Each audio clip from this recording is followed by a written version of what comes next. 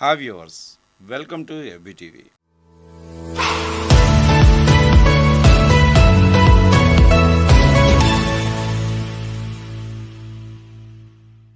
జోషి మఠంలో జ్యోతీశ్వర్ మహాదేవ ఆలయం ఉంది. ఇక్కడ స్వయంభువు శివలింగం ఉంది. ఈ ఆలయాన్ని 8వ శతాబ్దంలో స్థాపించారు. ఇక్కడ 2500 సంవత్సరాల నాటి ఒక కల్పవృక్షం ఉంది. ఈ చెట్టు కింద ఆది శంకరాచార్యులు జ్ఞానం పొందారు అంటారు. ఈ ఆలయం జ్ఞానానికి, ఆధ్యాత్మిక చింతనకు కేంద్రంగా విరాజిల్లుతోంది. ఈ దేవాలయాలు ఉత్తరాఖండ్లో చూడదగిన ప్రదేశాలు. ఇవి ఆధ్యాత్మిక అనుభూతిని కలిగిస్తాయి. ఇక్కడ ప్రశాంత వాతావరణం మనసుకు ఎంతో ఊరటనిస్తుంది. జోషి మఠంలో గంధమదన్ పర్వతంపై నరసింహస్వామి ఆలయం ఉంది. ప్రపంచంలోనే నరసింహస్వామి ప్రశాంత రూపంలో ఇక్కడ కొలువై ఉన్నాడు. మిగతా అన్ని దేవాలయాలను సాధారణంగా నరసింహస్వామి ఉగ్రరూపమై కొలువు ఉండడం చూసాం. కానీ ఇక్కడ మటుకు ప్రశాంత విగ్రహం ఉంటుంది. ఇక్కడ విగ్రహం 10 అంగుళాల పొడవు ఉంటుంది. ఈయన్ని దర్శించుకుంటే కష్టాలు తొలగిపోతాయని భక్తులు నమ్ముతారు. కాలక్రమేణా నరసింహుని ఎడమ చెయ్యి అరిగిపోతుంది. దీన్ని రుద్దటం వల్ల ప్రపంచంలోని పాపాలు తొలగిపోతాయని చెప్తారు.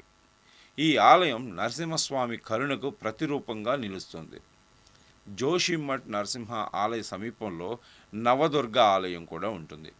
ఇక్కడ దుర్గాదేవి 9 రూపాల విగ్రహం ఒకే శిల్పంపై చెక్కబడి ఉంటుంది. శైలపుత్రి, బ్రహ్మచారిణి, చంద్రఘంట, కూష్మాండ, స్కందమాత, కాత్యాయిని, కాళరాత్రి, మహాగౌరి, సిద్ధిదాత్రి అనే రూపాల్లో అమ్మవారు ఇక్కడ పూజలు అందుకుంటూ ఉంటారు. నవరాత్రులప్పుడు ఇక్కడ భక్తులు ఎక్కువగా వస్తారు. ఈ ఆలయం దుర్గాదేవి శౌర్యానికి ఒక చిహ్నంగా నిలుస్తుంది. కర్ణప్రయాగలో అలకనంద, పిండార్ నదుల సంగమం దగ్గర ఉమాదేవి ఆలయం ఉంటుంది. దీన్ని ఉమాశంకరి అని కూడా పిలుస్తారు. ఇక్కడ కాత్యాయిని రూపంలో అమ్మవారిని పూజిస్తూ ఉంటారు. శివుడిని భర్తగా పొందటానికి అమ్మవారు ఇక్కడ తపస్సు చేసిందని చెప్తారు. ఈ ఆలయం అమ్మవారి భక్తికి నిదర్శనంగా నిలుస్తుంది.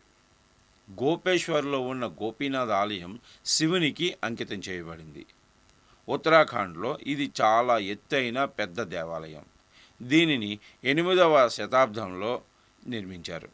ఇక్కడి శిల్పాలు చూపరులను ఎక్కువగా ఆకట్టుకుంటాయి. గోపీనాథ్ ఆలయంలో 30 అడుగుల గర్భగుడి ఉంటుంది. కచ్చూరి పాలకులు ఈ ఆలయాన్ని కట్టించారని అంటారు. ఈ ఆలయం శివుని శక్తికి ప్రతీకగా నిలుస్తుంది. జోషిమఠ్ నుండి తపోవనం మీదుగా 21 కిలోమీటర్ల దూరంలో భవిష్యభద్రి ఆలయం ఉంది. అగస్త్య మహర్షి ఇక్కడ తపస్సు చేశారని చెప్తారు. సనత్ కుమారి సంహిత ప్రకారం భవిష్యత్తులో బద్రీనాథుడు ఇక్కడే దర్శనం ఇస్తాడని చెప్తారు. ఆది శంకరాచార్యులు ఈ ఆలయాన్ని స్థాపించారు. ఇక్కడ నరసింహ విగ్రహం ప్రతిష్ఠించబడింది. అలాగే విష్ణుప్రయాగ సమీపంలో జై విజయ పర్వతాలు భవిష్యత్తులో కూలిపోతాయని, అప్పుడు బద్రీనాథుడు ఇక్కడ కొలువు తీరుతాడని చెప్తారు. అందుకే దీనికి భవిష్యభద్రి అని పేరు వచ్చింది. ఈ ఆలయం భవిష్యత్తును సూచిస్తుందని కూడా భక్తులు నమ్ముతూ ఉంటారు. Thanks for watching.